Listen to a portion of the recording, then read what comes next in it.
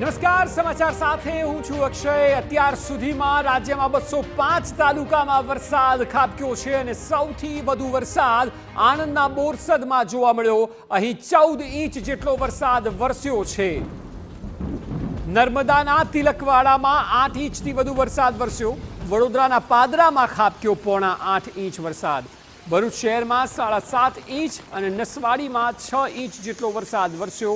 આજે સાર્વત્રિક વરસાદ છે 205 તાલુકામાં વરસ્યો છે। સિવાય જ્યાં વરસાદ નથી ત્યાં પણ વાદળછાયું વાતાવરણ છે। જેમ કે અમદાવાદ શહેરની વાત કરીએ, અનેક જગ્યાએ છૂટાછવાયો વરસાદ છે। એટલે રાજ્યમાં જ્યાં વરસાદ પડી રહ્યો છે ત્યાં મેઘમહેર જોવા મળી રહી છે। ક્યાંક કહેર ક્યાંક મહેર। અનેક વિસ્તારોમાં વાદળછાયું વાતાવરણ છે અને ગમે ત્યારે વરસાદ વરસે તેવી પૂરેપૂરી શક્યતાઓ છે।